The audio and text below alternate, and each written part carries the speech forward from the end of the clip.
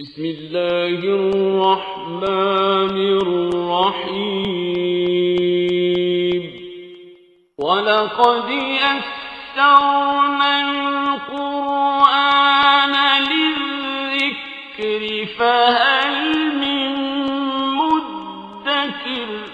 السلام علیکم ورحمۃ اللہ۔ الحمدللہ وکفیٰ وسلام علی عبادہ الذین اصطفیٰ، اما بعد فاعوذ باللہ من الشیطان الرجیم، بسم اللہ الرحمن الرحیم۔ وَإِذْ قَالَ مُوسَىٰ لِفَتَاهُ لَا أَبْرَحُ حَتَّىٰ أَبْلُغَ مَجْمَعَ الْبَحْرَيْنِ أَوْ أَمْضِيَ حُقُبًا۔ سورہ کہف کی آیت نمبر 60۔ اس میں اللہ رب العالمین وہ قصہ ہمارے سامنے رکھتے ہیں، وہ ذکر جو موسیٰ علیہ السلام کے حوالے سے ہے۔ تو ارشاد فرمایا ہے کہ جب کہ موسیٰ نے اپنے خادم سے کہا تھا کہ میں اپنا سفر ختم نہ کروں گا جب تک کہ دونوں دریاؤں کے سنگم پر نہ پہنچ جاؤں، ورنہ میں ایک زمانہ دراز تک چلتا ہی رہوں گا۔ یہاں سے قصہ موسیٰ و خضر جو ہے اس کا آغاز ہوتا ہے،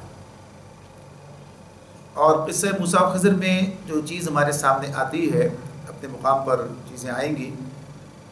اس میں جو پیغام ہے اور جس گویا کہیے کہ بین السطور جو چیزیں مشرکین مکہ کو بھی بتائی جا رہی ہیں،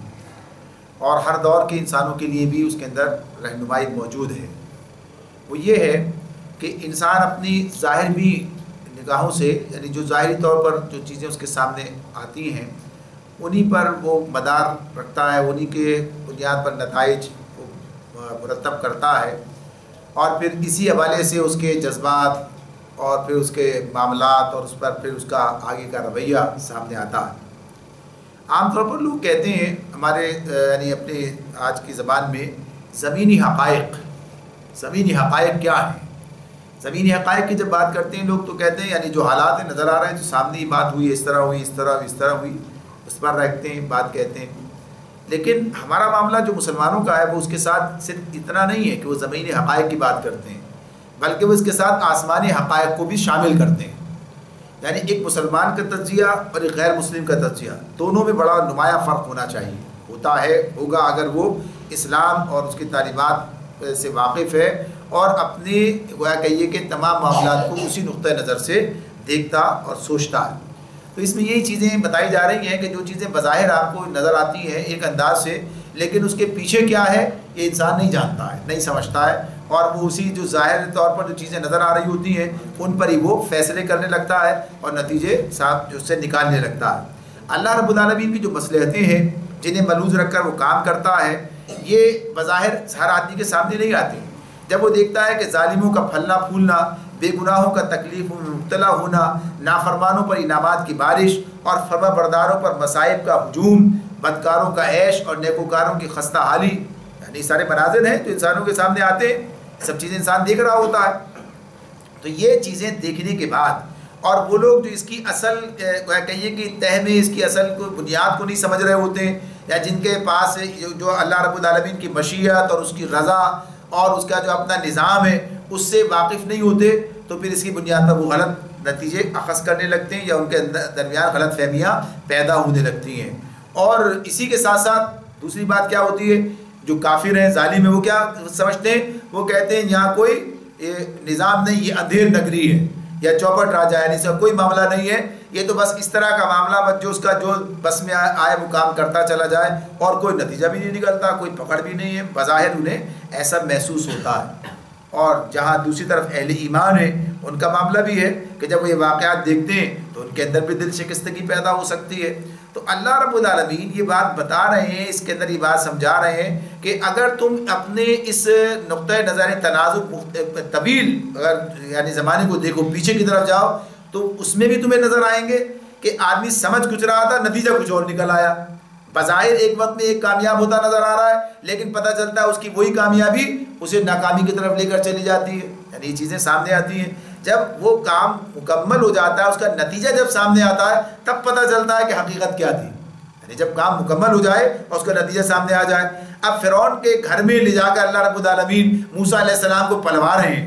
یعنی وہاں پر ان کی پرورش ہو رہی ہے، اور جو چیزیں اللہ نے وہاں سے کروانی ہیں یہ اللہ تعالیٰ کو معلوم ہے کہ کیا کام ہونے اس کے نتیجے میں کیا ہوگا، اور وہ جو وہاں سے اٹھا کر لے کے جا رہا ہے تو بظاہر جو صورتحال ہے وہ سمجھ نہیں رہا، اسے پتہ ہی نہیں کہ آگے کیا ہونے والا ہے۔ یا گویا کہ یہ کہ موسیٰ علیہ السلام سے ایک غلطی ہو گئی ہے اور پھر اس بنیاد پہ انہیں مدین جانا پڑا ہے، اب پتہ نہیں چل رہا ہے کہ کیا آگے ہونے والا ہے، تو یہ تو وہاں کس تربیت سے گزارے جانے والے ہیں۔ یوسف علیہ السلام کو بھائیوں نے پکڑ کے لے جا کے کنویں میں ڈال دیا ہے، بظاہر بڑا ظلم ہو گیا ہے، لیکن یہی سبب بن گیا ان کے مصر جانے کا، اور پھر مصر میں وہاں غلام بن کر پہنچے اور پھر وہ جیل میں جانا۔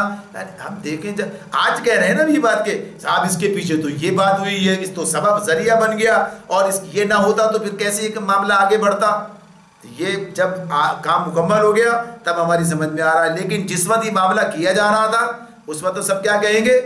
یہ تو بڑا معاملہ، بڑا ظلم ہو رہا ہے، یہ تو یعنی جاتی ہے یہ تو اس معاملے میں کہ ایسا آدمی اس کے ساتھ یہ سب کچھ ہو رہا ہے، لیکن یہی سب کچھ اس کے لیے کیا کیا نتائج لے کے آ رہا ہے، کیا اس کے اثرات ہوں گے۔ اور اگر یہ دنیا میں نہ بھی سامنے آئے، بظاہر دنیا میں نہ بھی سامنے آئے، لیکن آخرت میں جو اس کا نتیجہ سامنے آنے والا ہے، تو غرض یہ کہ انسان کے سامنے تو بہت سارے پہلو ہیں ہمارے لیے۔ تو اللہ رب العالمین نے یہاں بھی اس قصے میں بھی ہمیں یہ بات بتائی ہے کہ تم اللہ کی مشیت کے معاملے کو بھی دیکھو، اس کا جو یعنی جو کارخانہ قدرت چل رہا ہے اس کے اندر جو جو چیزیں اس کے پس منظر میں موجود ہوتی ہیں اور جن کا معاملہ اللہ رب العالمین اس انداز سے کر رہا، بظاہر وہ شر نظر آتے ہیں، ان کے اندر کیا خیر چھپی ہوئی ہوتی ہے۔ تو ایک پردہ ہٹا کر دکھایا جا رہا ہے، ایک پردہ ہٹا کر دکھایا جا رہا ہے، جس سے اہل ایمان کو یہ تسلی ہے کہ بظاہر جو شر ہے اس کے اندر سے بھی خیر نکلنے کا امکان موجود ہے، اور اللہ تعالیٰ کے کاموں کی حکمت جو ہے وہ اللہ تعالیٰ ہی بہتر جانتے ہیں، اور جو چیزیں ہونے دیتے ہیں اس کے طویل اثرات ہوتے ہیں، اپنے وقت پر وہ چیزیں سامنے آتی ہیں۔ تو اس میں بہت سے پہلو اس حوالے سے ہمارے سامنے آگے آنے والے ہیں۔ اب یہ بات ہے کہ موسیٰ علیہ السلام یہ تاریخی معاملات کو تھوڑا سا مختصر ہی رکھتے ہیں، یہ واقعہ کب پیش آیا تھا، کس مقام پر پیش آیا تھا، نبوت کے کون سے زمانے میں پیش آیا تھا، مصر کے اندر آیا تھا، مصر کے باہر آیا تھا۔ ویسے تو موسیٰ علیہ السلام کے معاملے میں چیزیں بہت واضح ہیں، موسیٰ علیہ السلام کا معاملہ کچھ نبوت کے بعد کا جو معاملہ ہے وہ تو بڑا متعین ہے کہ مصر کے اندر ہے، یعنی جب وہ فرعون کے سامنے، فرعون کو جو ہے جب بتا رہے ہیں اس کے سامنے موجود ہے، اور دعوت تبلیغ اور یہ سارا مرحلہ جاری ہے، اسی میں ظلم و ستم کے معاملات بھی ہیں، اور بھی معاملہ آتا ہے، یہ بھی ساتھ اس کے اندر بھی یہ واقعہ ہو سکتا ہے کہ اللہ تعالیٰ ان کو جو ہے یہ چیزیں ان کے مشاہدے کے اندر جو ہے یہ باتیں بھی آ رہی ہیں، یہ بھی ذریعہ بنایا جا رہا ہے۔ اور پھر اسی طرح جب وہ وہاں سے نکلتے ہیں تو نکل کر پھر وادی صحرائے سینا ہے، اور اس میں وادی طیہ اس کا معاملہ ہے، اسی کے اندر سارا واقعی وقت گزرا ہے ان کا، تو یہ متعین ان کے مقامات ہیں، اس کے اندر ہی بہرحال یہ بات ہے۔ عام طور پر ہوتا یہی ہے کہ یہ چیزیں اس وقت میں سامنے آتی ہیں کہ جب لوگوں کے لیے راستہ مشکل بنا دیا جاتا ہے، جیسے نبی کرم صلی اللہ علیہ وآلہ وسلم کو اللہ نے معراج کے سفر پر لے گئے ہیں مکے کے اندر، یعنی مکے میں جب حالات شدید ترین ہیں، اور اس وقت اللہ تعالیٰ نے وہ عروج کا وہ سفر، معراج تو عروج ہے نا، عروج کا وہ سفر جو ہے آپ کو کرایا ہے، وہ سب چیزیں بتائی ہیں کہ آپ کو کیا کچھ ملنے والا ہے، کیا آپ کا مقام ہے، کیا آپ کا اللہ تعالیٰ کے پاس جو ہے کیا درجہ ہے، یہ سب چیزیں اس سے بتائی گئی ہیں، اور آخرت پر بھی پردہ ہٹا کر بہت سی چیزیں دکھا دی گئی، ان کے ذریعے سے اہل ایمان کو بھی وہ اطلاعات مل گئی ہیں۔ تو یہاں بھی اسی انداز کی بات ہے جو سامنے آتی ہے۔ تو اس میں اس حوالے سے یہ بات ہو گئی کہ یہ ضرورت ہے، انبیاء کے ساتھ اللہ تعالیٰ یہ خصوصی معاملہ کرتے ہیں کہ انہیں گویا کہیے غیب کا پردہ ہٹا کر کچھ چیزیں براہ راست ان کے مشاہدات میں لائی جاتی ہیں، ان کو مشاہدہ کرایا جاتا ہے۔ نبی کریم صلی اللہ علیہ وسلم کے بارے میں بات کی اپنے معراج کی بات، لیکن ہم دیکھیں ابراہیم علیہ السلام نے کہا اللہ کیسے تو زندہ کرتا ہے، بتایا اللہ نے دیکھو ایسے کرتے ہیں، یعنی اب یہ بات ہو سکتی تھی کہ کہا بھی ہے وہاں پر کیا ایمان نہیں رکھتا، کہا نہیں رکھتا تو ہوں، لیکن دل کا اطمینان درکار ہے، دکھا دیا اللہ تعالیٰ نے۔ یا اس سے پہلے اسی میں انہی آیات کے اندر سے چند آیات پہلے اللہ نے ذکر کیا ہے ایک اور نبی کا، جب وہ گزر رہے ہیں کہتے ہیں اللہ کیسے انہیں اس قوم جو اپنی چھتوں پر اوندے پڑے تھے انہیں کیسے اٹھائے گا، اللہ نے بھائی انہیں 100 سال کے لیے گویا کہیے کہ موت دے دی، اس کے بعد پھر اٹھا کے کھڑا کر دیا کہ دیکھو ابھی سارا مشاہدہ اپنی آنکھوں سے دیکھا ہے، یہ سارے معاملات ہیں۔ اصحاب کہف کا قصہ تو عام انسانوں کو دکھا دیا گیا آخرت کی یاد دہانی کے اعتبار سے۔ تو اس میں یہ چیزیں اللہ رب العالمین انسانوں کو انہی اوقات میں انہی حوالوں سے جب مسائل درپیش ہیں اور اس وقت انہیں اس کے ذریعے سے کوئی پیغام دینا اور انہیں کا حوصلہ بڑھانا، یہ سب چیزیں مقصود ہوتی ہیں۔ تو یہ عام طور پر انہی حالات کے اندر ہوتا ہے۔ اس کے علاوہ بھی اس واقعے کے بارے میں یہ بات حدیث کے ذریعے سے بھی سامنے آتی ہے، بعض علماء نے اس کو یہاں پر بھی اس اعتبار سے بیان کیا ہے اور اس حدیث کی ہی بنیاد بنایا ہے اور وہ حدیث صحیح بخاری مسلم دونوں کے اندر موجود ہے کہ جس میں یہ بات بتائی گئی ہے کہ ایک موقع پر بنی اسرائیل کے کسی مجمع میں کسی اس میں جو ہے مجلس میں سوال کیا گیا کہ موسیٰ علیہ السلام سے کہ سب سے زیادہ علم رکھنے والا کون ہے؟ تو اس پر جو ہے انہوں نے اپنے بارے میں بتایا. ظاہر سی بات ہے کہ اس بات وحی کا علم آتا ہے, سب سے زیادہ بڑا علم تو اسی کے پاس ہے. لیکن اس وقت میں جو وہ عالم کی بات آتی ہے کہ سب سے عالم یعنی سب سے زیادہ علم ہے, تو اس پر اللہ رب العالمین نے ان سے کہا ہے کہ یہ بات جو ہے درست نہیں ہے, تم سے زیادہ علم والا بھی موجود ہے. اور پھر یہ خضر علیہ السلام کی طرف انہیں بھیجا گیا ہے. پھر اس پر بڑی بحث ہے, علماء نے کی ہے کہ بھئی وہ علم تکوینی تھا, یہ علم تشریعی تھا, اس علم کی اسرار الہی کا علم ہے, وہ تک اللہ تعالیٰ کی طرف سے جو کام کرنے علم وہ دیا ہے, انسان کی بلندی درجات کا ذریعہ یہ بنتا ہے. یہ ساری باتیں اس بنیاد پر کہ اگر ہم اس سے ساتھ اس حوالے سے چلتے ہیں آگے تو اس پر یہ ساری باتیں کرنے کی ضرورت پیش آتی ہے. ورنہ اللہ تعالیٰ اپنے انبیاء کے بارے میں کہ ان کی تعلیم تربیت کا انتظام براہ راست کرتا ہے اور چیزیں یہ ان کے مشاہدات میں لے کر آتا ہے, اور اس کے لیے جنہیں ذریعہ بناتا ہے فرشتوں کو. ظاہر سی بات ہے وہ اس کام پر مامور ہوتے ہیں کہ وہ یہ ساری چیزیں انجام دیں, اس طریقے سے انہیں دکھائیں. جبریل علیہ السلام اگر انہیں دکھا رہے ہیں ساری چیزیں تو ظاہر اسی بنیاد پر دکھا رہے ہیں, یا لے کر آ رہے ہیں یا لے کے جا رہے ہیں کہ اللہ تعالیٰ نے مقرر کیا ہے. تو اسی پس منظر میں اگر ہم اس کو رکھیں اور دیکھیں تو یہ ہمارے لیے زیادہ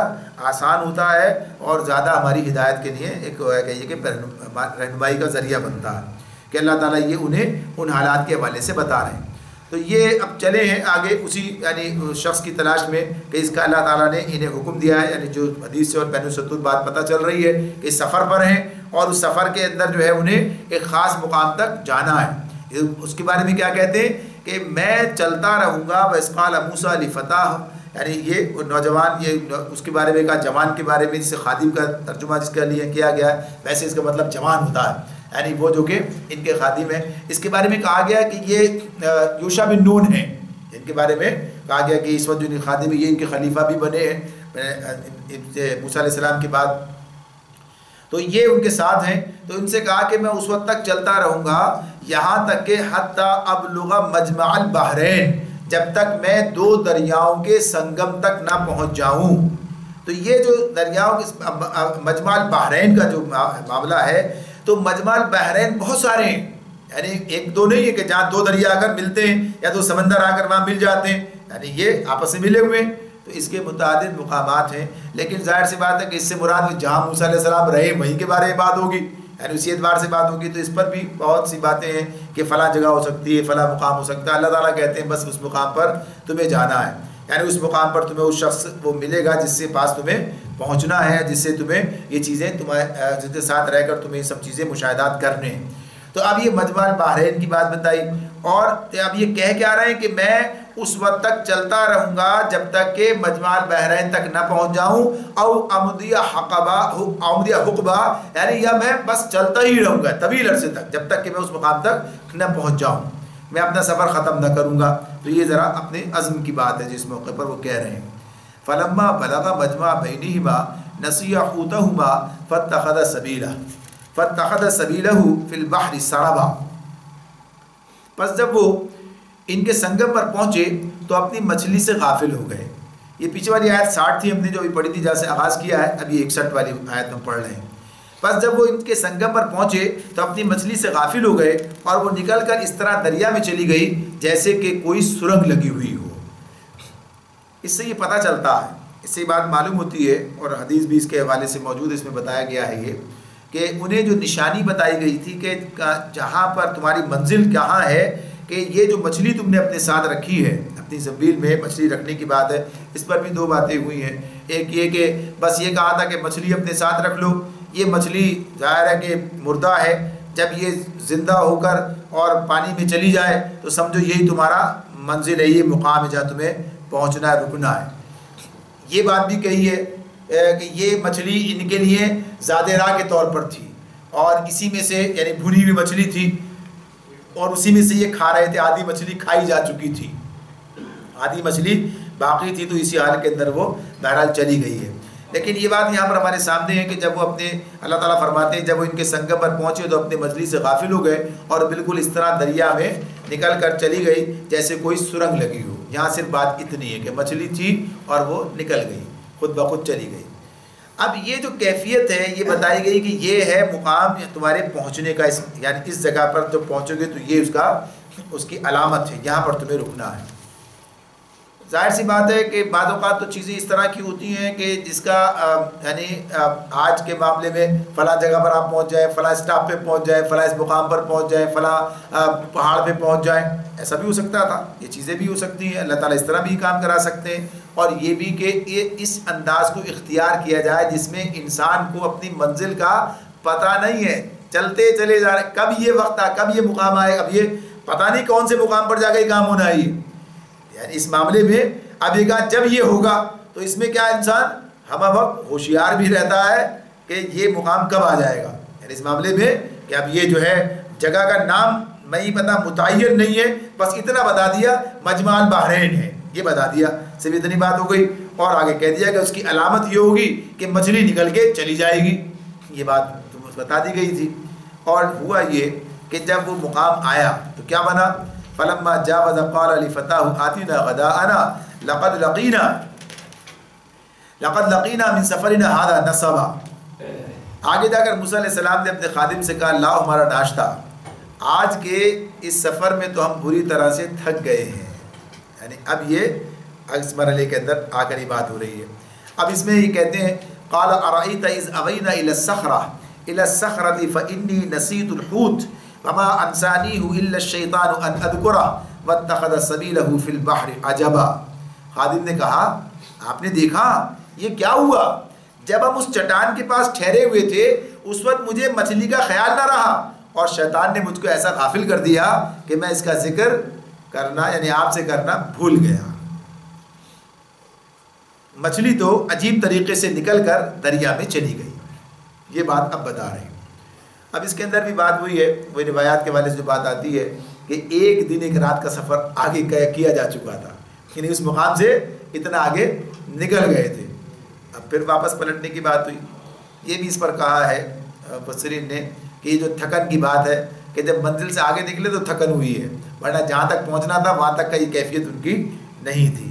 تو بہرحال یہاں پر یہ انہیں جو نشانی بتائی گئی تھی وہ نشانی کا معاملہ یہ ہوا، تو آگے کہتے ہیں موسیٰ علیہ السلام قال ذلك ما كنا نبغي فارتد على آثارهما قصصا، اسی کی تو ہمیں تلاش تھی، موسیٰ علیہ السلام نے کہا اسی کی تو ہمیں تلاش تھی، چنانچہ وہ دونوں اپنے نقش قدم پر پھر واپس ہوئے، یعنی اس مقام پر اللہ نے کہا تھا تمہیں ٹھہرنا ہے، وہاں پر تمہیں یہ ملاقات تمہاری ہوگی، تو اب یہ معاملہ ہوا، نکل گئے اور پھر واپس آئے۔ ویسے تو ہر چیز پر رک کے بات کرنے کے بہت سے گویا کہیے کہ عنوانات موجود ہوتے ہیں،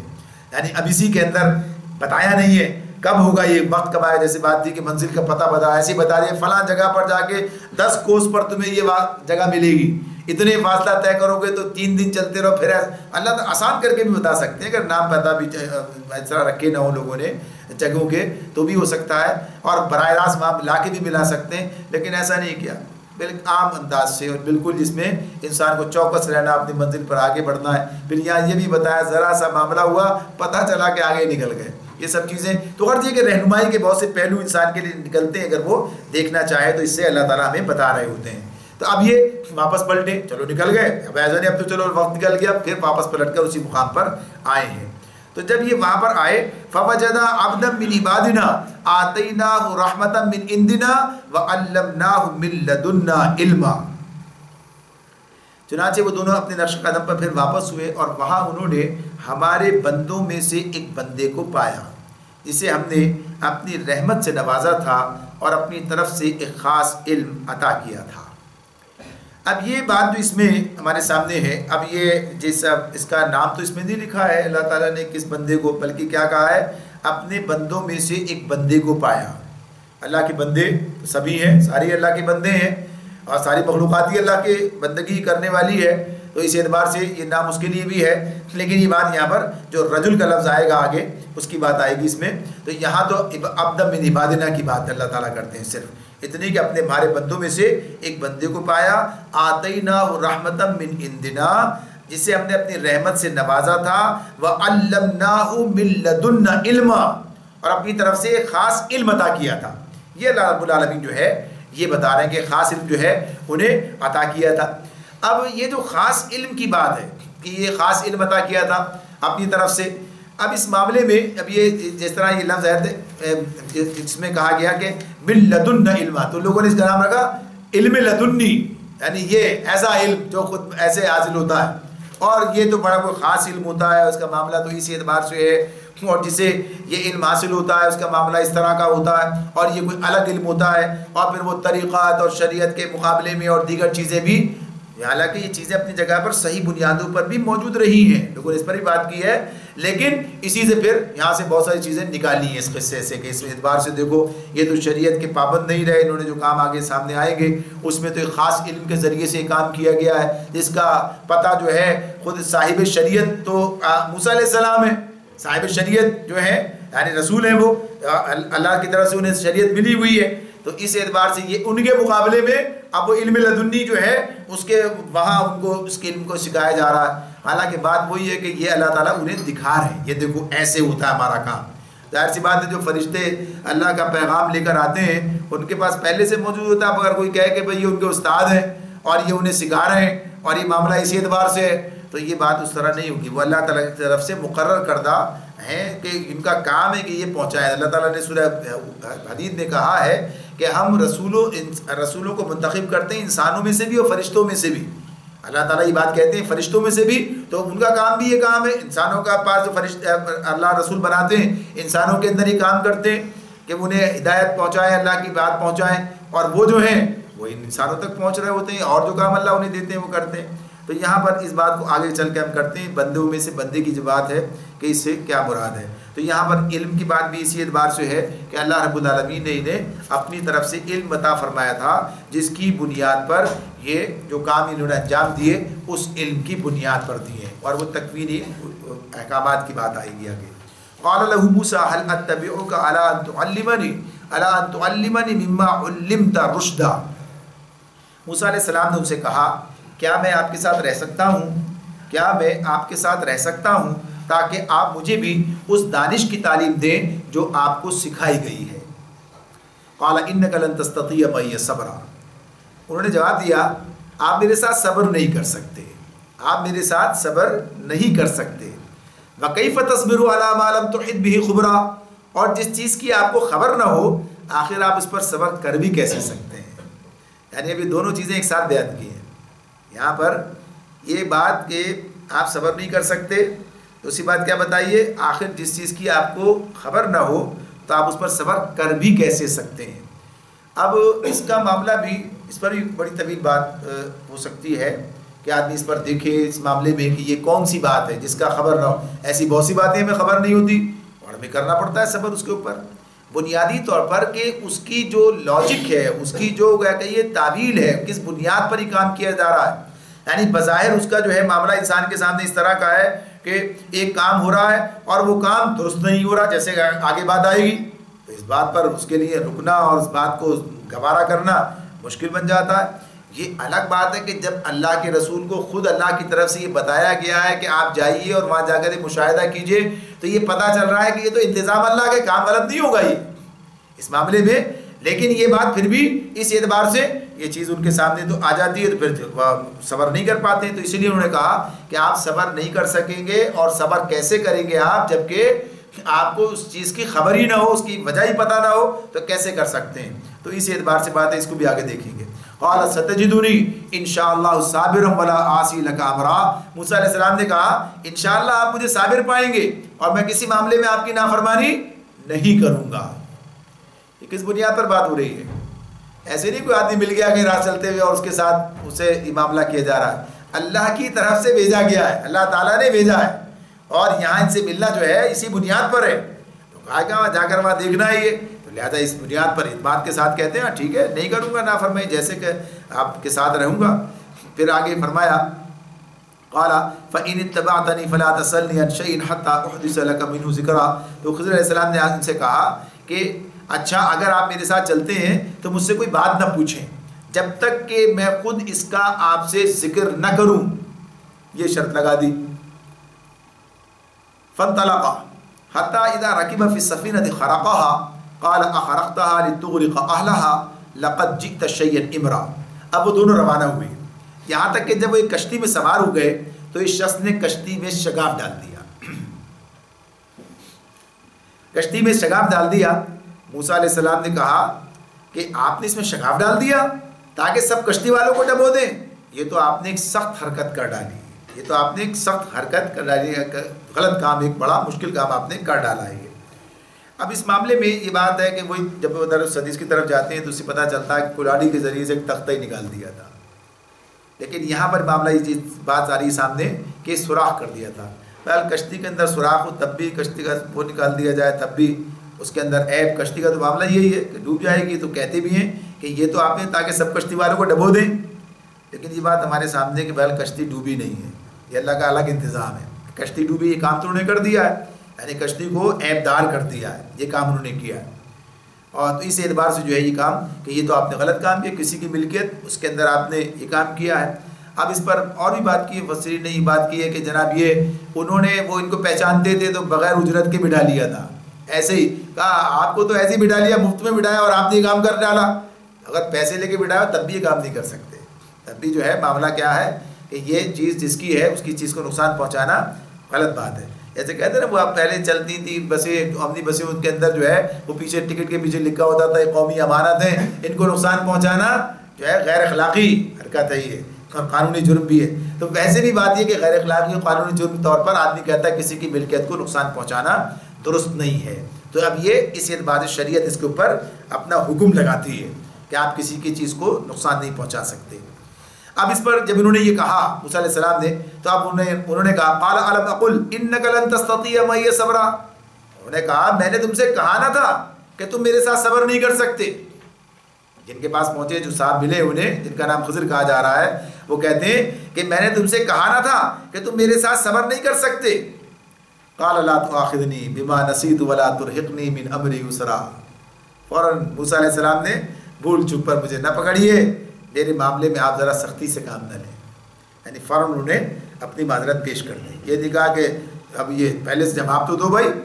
یہ علم کا بھی ایک اصول ہے جو سامنے آ رہا ہے، جب بات ہو گئی یہ طے کہ تو ٹھیک ہے صحیح ہے، جب موقع ہوگا بتائیں گے، کہا جب تک میں خود نہ بتاؤں اس وقت تک آپ سوال نہیں کریں گے۔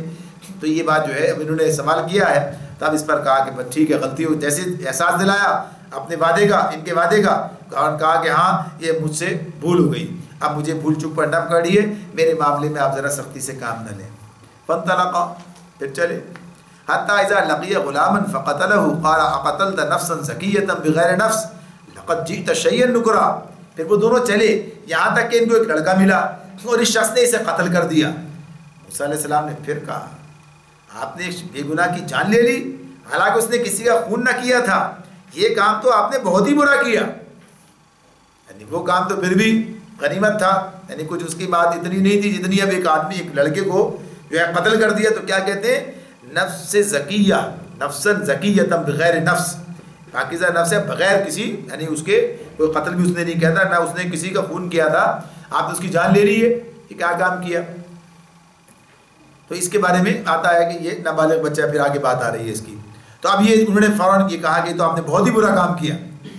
تو پھر وہ کہتے ہیں قال الم اقل لك انك لن تستطيع معي صبرا، وہ جواب دیتے ہیں کہ میں نے تم سے کہا نہ تھا کہ تم میرے ساتھ صبر نہیں کر سکتے۔ اب موسیٰ علیہ السلام آگے کہتے ہیں قال ان سألتك عن شيء بعدها فلا تصاحبني قد بلغت من لدني عذرا، انہوں نے کہا، اب کہ موسیٰ علیہ السلام نے کہا کہ اس کے بعد اگر میں آپ سے کچھ پوچھوں تو آپ مجھے ساتھ نہ رکھیں، لیجیے اب تو میری طرف سے آپ کو عذر مل گیا، یعنی یہ 2 مرتبہ غلطی ہو چکی ہے، اب کہا کہ تیسری، اب بس یہ گنجائش کی بات ہے، اب ایک دفعہ اور چھوڑا جائے، اس کے بعد اگر میں کروں تو پھر بات ختم ہے۔ 3 کی بات آ رہی ہے، ایک غلطی، دوسری، تیسری، تب یہاں پر کہا کہ اگر میں آپ سے کچھ پوچھوں تو آپ مجھے ساتھ نہ رکھیں، لیجیے اب تو میری طرف سے آپ کو عذر مل گیا، یعنی اب میں اصرار نہیں ہوگا کہ پھر معاف کریں۔ فانطلقا، پھر چلے، حتی اذا اتایا اہل قریۃ استطعما قریۃ استطعما اہلها فابوا ان یضیفوهما فوجدا فیها جدارا یرید ان ينقض فاقامه قال لو شئت لاتخذت علیہ اجرا۔ پھر وہ آگے چلے یہاں تک کہ ایک بستی میں پہنچے اور وہاں کے لوگوں سے کھانا مانگا، یعنی ان سے کہا کہ وہ انہیں مہمان بنائیں، مگر انہوں نے ان دونوں کی ضیافت سے انکار کر دیا۔ وہاں انہوں نے ایک دیوار دیکھی جو گرا چاہتی تھی، اس شخص نے اس دیوار کو پھر سے قائم کر دیا، موسیٰ علیہ السلام نے کہا اگر آپ چاہتے تو اس کام کی اجرت لے سکتے تھے. اس نے کہا بس اب میرا تمہارا کام ختم. قال ھذا فراق بینی و بینک. تو اب یہ تیسرا واقعہ سامنے آ گیا. تو کیا کہا آگے؟ قال ھذا فراق بینی و بینک سأنبئک بتأویل ما لم تستطع علیہ صبرا. اب یہ جو ہے بس میرا تمہارا ساتھ ختم ہوا. اب میں تمہیں ان باتوں کی حقیقت بتاتا ہوں جن پر تم صبر نہ کر سکے. جو باتیں بتانی ہیں سمجھانی ہے اس کے لیے اتنا ہی کافی تھا. جو چیزیں نتیجے نکل رہا ہے ہمارے سامنے اس اعتبار سے اللہ تعالیٰ کا اپنا کام ہے. جتنا کام کراتے ہیں اسی اعتبار سے کراتے ہیں. یہ بات انہوں نے موسیٰ علیہ السلام نے کہی ہے اور انہوں نے تسلیم کیا ہے اور 3 دفعہ کی بات ہوئی ہے. تو یہ سب مشیت الہی کے تحت ہی کام ہو رہا ہوتا ہے. اب وہ کہتے ہیں کہ میں بتاتا ہوں ان باتوں کی حقیقت جن پر تم صبر نہ کر سکے. اما السفینۃ فکانت لمساکین یعملون فی البحر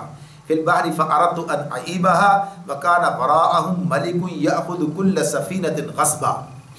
اس کشتی کا معاملہ یہ ہے کہ وہ چند غریب آدمیوں کی تھی جو دریا میں محنت مزدوری کرتے تھے. میں نے چاہا کہ اسے عیبدار کر دوں کیونکہ آگے ایک ایسے بادشاہ کا علاقہ تھا جو ہر کشتی کو زبردستی چھین لیتا تھا. وَأَمَّا الْغُلَامُ فَكَانَ أَبَوَاهُ مُؤْمِنِينَ فَخَشِينَ أَن يُرْهِقَهُمَا طُغْيَانًا وَكُفْرًا. رہا وہ لڑکا تو اس کے والدین مومن تھے. ہمیں اندیشہ ہوا کہ یہ لڑکا اپنی سرکشی اور کفر سے ان کو تنگ کرے گا. فَأَرَدْنَا أَن يُبْدِلَهُمَا رَبُّهُمَا خَيْرًا مِّنْهُ زَكَاةً وَأَقْرَبَ رُحْمًا. اس لیے ہم نے چاہا کہ ان کا رب اس کے بدلے میں ان کو ایسی اولاد دے جو اخلاق میں بھی اس سے بہتر ہو اور جس سے صلہ رحمی بھی زیادہ متوقع ہو. وَأَمَّا الْجِدَارُ فَكَانَ لِغُلَامَيْنِ يَتِيمَيْنِ فِي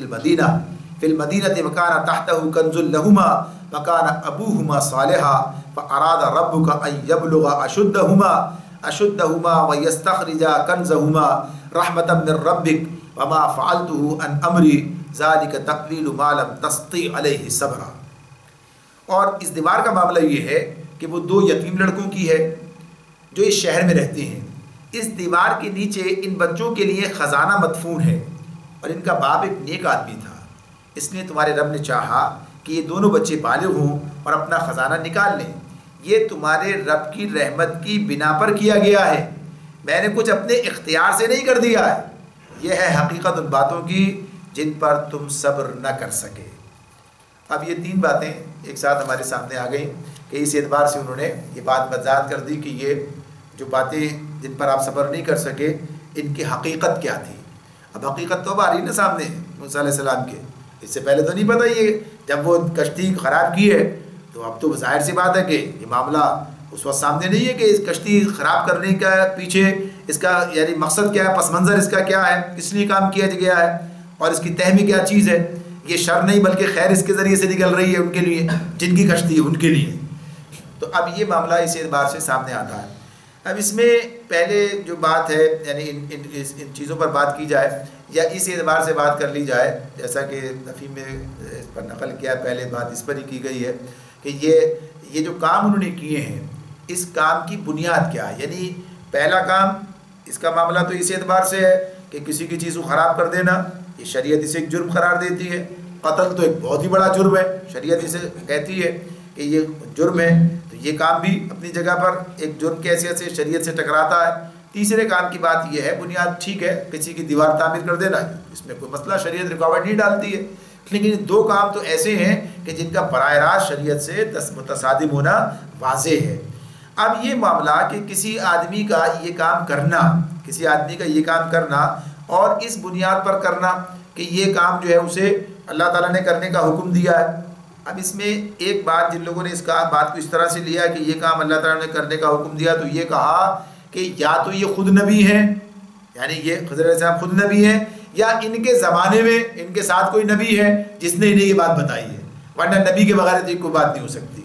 یہ ساری بحث اس بنیاد پر ہوئی ہے کہ انہیں انسان سمجھ کر بات کی جائے. یعنی انسان ہیں تو انسان ہونے کے ناطے نبی ہے تو نبی کو براہ راست وحی کی طرح کا علم مل رہا ہے, لہٰذا جو حکم مل رہا ہے اس کی بنیاد پر وہ کام کرتا ہے. حالانکہ نبی کا معاملہ بھی ویسے تو براہ راست اسی طرح کا ہے عام حالات میں کہ شریعت کے مطابق اسے کام کرنا ہوتا ہے, اس کے خلاف اسے کام کرنے کی بات نہیں ہوتی ہے اس کے. لیکن وحی کی بات ایک اپنی جگہ بات ہے. اگر اس بات کو صرف اسی طرح سے لے لیا جائے جیسے قرآن نے ہمارے سامنے رکھا ہے، اللہ تعالیٰ نے اس بات کی پیچھے پڑھ کر آئے جس میں کہا کہ وہ ہمارے بندوں میں سے ایک بندے کو پایا، ہمارے بندوں میں سے ایک بندے کو پایا۔ اچھا جو لوگ اس کی بات کرتے ہیں کہ وہ رسول ہیں تو وہ کہتے ہیں کہ رسولوں کی بھی قسمیں الگ کر دیتے ہیں۔ پھر کوئی رسول بھیجا جاتا ہے کسی کی اصلاح کے لیے، ہدایت کے لیے، سے عام طور رسول بھیجے گئے کسی قوم میں بھیجے گئے، کسی کام کرنے کے لیے بھیجے گئے، کسی یعنی قوم کے اندر اصلاح کا کام انہوں نے کیا۔ تو یہ کہا کچھ رسول ایسے بھی ہوتے ہیں جو کسی خاص کام کے لیے بھیجے گئے، جیسے یہ کام ان کے والے کیا، تکوینی کام ہے یہ۔ تو اس کی تکلف کی ضرورت اسی بنیاد پر پیش آتی ہے کہ جب یہ ان کے لیے یہ بات رجل کا جو لفظ اس کے اندر آیا ہے کہ اس کی بنیاد پر ان کے لیے انسان کی بات یعنی مرد کے لیے آتا ہے، انسان کے لیے، لیکن یہ اللہ تعالیٰ نے قرآن مجید میں جنوں کے لیے بھی استعمال کیا ہے۔ یہ لفظ رجل کا لفظ جو ہے فرشتوں کے لیے بھی یہ لفظ جو ہے آ جاتا ہے سامنے۔ تو اگر اس میں یہ سمجھ لیا جائے، یہ طے کر لیا جائے کہ یہ اللہ رب العالمین نے یہ جو کام ہے یہ اس کے کیا کہیے کہ وہ کام ہے جنہیں اس کے حکم کن سے یعنی تکوینی احکامات کے تحت جو ہے یہ کام انجام دیے جاتے ہیں۔ ان کی نوعیت جو ہے عام تشریعی احکامات کی نہیں ہے۔ تشریعی احکامات تو جو آدمی مکلف ہے شریعت کے اعتبار سے، تکوینی احکام سے مشابہت رکھنے والے کام ہیں جن کے تحت دنیا میں کوئی بیمار ہو جاتا ہے، کسی کو بیمار کیا جا رہا ہے، کسی کو صحت دی جا رہی ہے، کسی کو موت دی جا رہی ہے، کسی کو زندگی دی جا رہی ہے، کوئی حادثے تو دوچار کیا جا رہا ہے، کوئی حادثے کا سبب بن رہا ہے، کوئی قتل کر رہا ہے، کوئی قتل ہو رہا ہے، یہ سب چیزیں اپنی جگہ پر ہو رہی ہیں۔ یہ بات تو اپنی جگہ پر ہے کہ یہ کام اللہ کی مشیت کے بغیر تو ہوتے نہیں ہیں، یعنی جو کام اس طرح سے انجام دیے جا رہے ہوتے ہیں، کسی کو موت کسی کو زندگی۔ تو اب اس کے جو اصل محرک ہے یعنی اس کے اندر جو تو اللہ رب العالمین حکم تو ہے، اب اس کے ساتھ یہ کام جو ہے فرشتوں کے ذریعے سے لیا جا رہا ہوتا ہے، جو کام اس طرح ہے، اس طرح کے کام ہے۔ تو اس میں جو فرشتے جو کام کرتے ہیں اس میں شرعی جواز اور عدم جواز کا سوال ہی کوئی نہیں ہوتا اس میں۔ تو اسی اگر اس کو انسانوں کے اقرار پر رکھ کر لوگوں نے بعض جو اس سے نتیجے نکالے ہیں کہ بھائی شریعت کا مکلف وہ ہے جس کے پاس شریعت کا علم ہے۔ اب یہ دیکھیے اس سے اب بظاہر اگر کوئی شریعت کے سے ٹکرانے والا کام کرتا ہے، آپ کو پتہ ہی نہیں اس کے پاس تو علم لدنی ہے، یہ تو اس کے تحت ہی کام کر رہا ہے یہ۔ اب یہ تو طریقت کی حکمرانی شریعت کے اوپر ہے، لہذا اب اگر یہ کوئی ادھر چلا جاتا ہے تو یہ ان لوگوں نے کام کیا کہ جنہوں نے تصوف کے راستے سے گمراہی کو اختیار کرنا چاہا، ورنہ جو صحیح الفکر صوفیہ اس اعتبار سے سامنے آتے ہیں انہوں نے اس بات کو تسلیم کیا اور ہمیشہ یہ بات کہی کہ کسی کو اگر الہام کے ذریعے سے بھی کوئی ایسی بات اس کے سامنے آ جائے کہ جس میں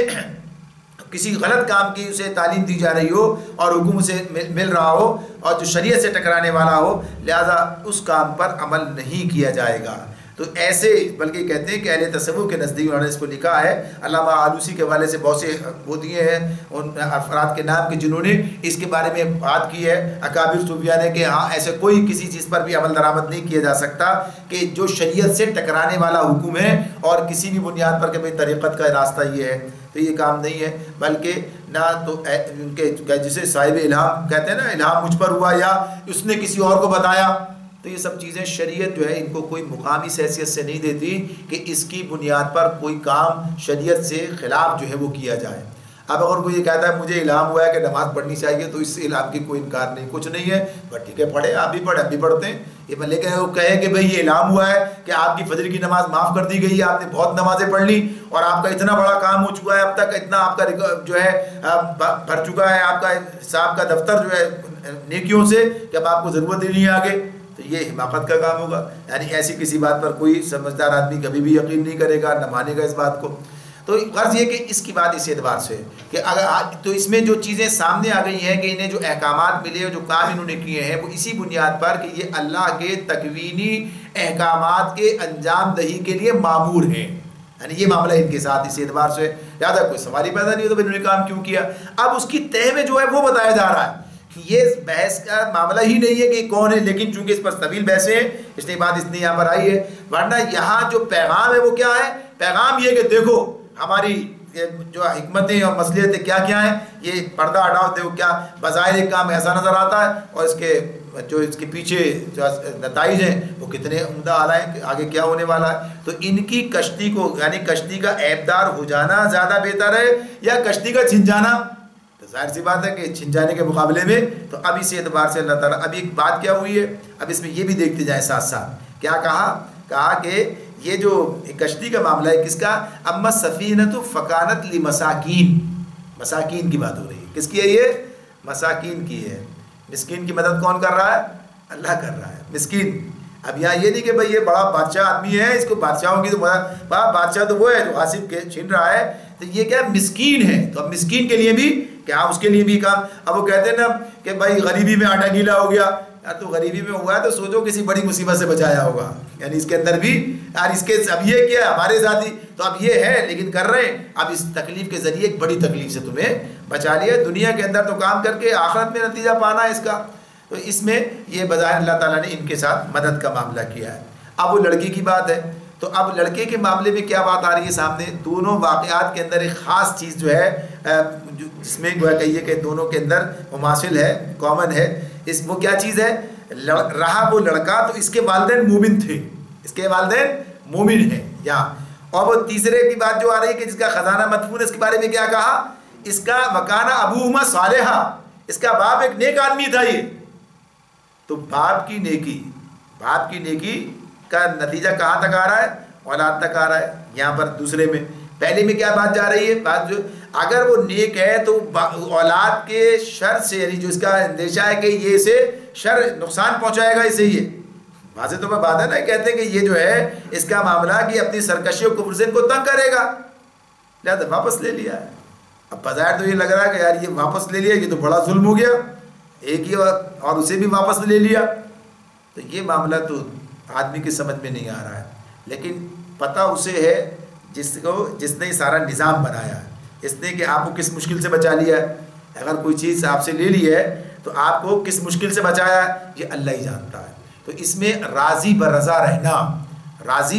رہنا اور پھر وہ خیر سے شر تو ہے موجود اپنی جگہ پر، شر میں سے خیر تو موجود ہی اپنی جگہ پر. تو یہ راضی برضا رہنے کی بات کہ ہم نہیں جانتے اللہ جانتا ہے، یہ بات جو ہے ایک اصولی بات ہے، اس کے اندر ہمارے سامنے آ جاتی ہے. اب اس بحث میں نہیں جاتے کہ اللہ تعالیٰ نے اس طریقے سے جو ہے اس کو پہلے یعنی اس سے پہلے اس کو ختم کر دیا، یعنی قتل کرا دیا گیا. اور وہ لیکن اس کی حکمتوں میں سے ایک حکمت اور بھی ہو سکتی ہے، اور بھی بہت ساری ہیں، ہم نہیں جانتے کہ کتنی باتیں. ایک بات ہمارے سامنے رکھ دی ہے اور یہ کہ تمہارے حق میں بہتر یہی تھا. اور پھر یہاں پر اس کے مومن ہونے کا یہ گویا کہ یہ احساس کیا گیا ہے کہ اس کو تکلیف سے بچایا جائے اور پھر اسے مزید دے اللہ تعالیٰ، دوسرے اولاد دے اسے. تو یہ بھی بات آتی ہے سامنے کہ اسے اولاد دی اور کیا کچھ ہوا. پھر تیسری بات ان کی یتیم لڑکوں کی ہے. ایک تو یتیم لڑکے ہیں، اللہ کی مدد یعنی مسکینوں، یتیموں، یہ سب چیزیں ہیں نا سامنے آ رہی ہیں. اور پھر اس کی بنیاد کیا بنائی؟ باپ صالح تھا. تو ہم سوچتے ہیں کہ ہمارے بعد ہماری اولاد کا کیا ہوگا. تو اگر صالحیت ہے تو اللہ کی مدد شامل حال رہے گی، اللہ کی مدد جو ہے شامل حال رہے گی. تو اللہ رب العالمین نے چاہا کہ یہ دونوں بچے بالغ ہوں اور اپنا خزانہ نکالیں. بچے تو ہی بچے ہیں نا، بالغ تو ابھی تو ان کا کوئی عمل، کوئی ان کا اپنا تو کوئی عمل ہی نہیں ہے سوائے اس کے کہ یہ یتیم ہے. ہمدردی ہو ان کے ساتھ میں تو ہر ایک کے ساتھ ہونی چاہیے. بہت سو کے ساتھ ایسا بھی ہے نا کہ ان کے مال پر قبضہ کر لیتے ہیں لوگ، اللہ نے بچایا یہاں پر. تو اب یہ جو بچانا ہے، جو معاملہ ہے بچانے کی بات جو ہے، تو اس اعتبار سے یہ بات ہے سامنے کہ ایک تو باپ صالح ہے تو اللہ تعالیٰ یہ انعام اسے عطا فرما رہے ہیں. تو یہاں پر اس سے یہ پتہ چلتا ہے کہ صالحیت کا ایک نتیجہ دنیا میں بھی نکلا کرتا ہے. یعنی اللہ تعالیٰ مدد کرتا ہے صالح افراد کی جو صالحیت اختیار کرتے ہیں، اور یہ مدد ان کی اولاد تک بھی چلی جاتی ہے کہ جیسے اللہ رب العالمین نے یہ کام ان کے ساتھ میں کیا ہے. تو یہ جو قصہ ہمارے سامنے آتا ہے یہ ہمارے اندر ایک اعتماد پیدا کرتا ہے، ایک اعتماد پیدا کرتا ہے کہ انسان اللہ کی رضا کے راستے پر جو اسے بتا دی گئی ہے، جو راستہ بتا دیا گیا اسے، اس راستے پر اعتماد کے ساتھ چلتا رہے، چلا جائے. اور اگر کوئی بظاہر ناگوار امور سامنے آتے ہیں تو صبر کے ساتھ میں انہیں یعنی ان سے گزرے اور فکر مند اور جو ہے پریشان نہ ہو، اللہ پر بھروسہ رکھے. اللہ اسی سے اس کے لیے خیر کے اسباب نکال دے گا. جو بظاہر اسے مشکل نظر آتے ہیں، ہمارے اپنے خلاف نظر آتے ہیں، لیکن جب وقت آئے گا تو پتہ چلے گا کیا چیز اس کے حق میں بہتر تھی. اللہ رب العالمین ہمیں عقل سلیم عطا فرمائے اور اسے صحیح طور پر فائدہ اٹھانے کی توفیق عطا فرمائے. سبحانک اللہم و بحمدک و نشہد ان لا الہ الا انت و نستغفرک و نتوب الیک.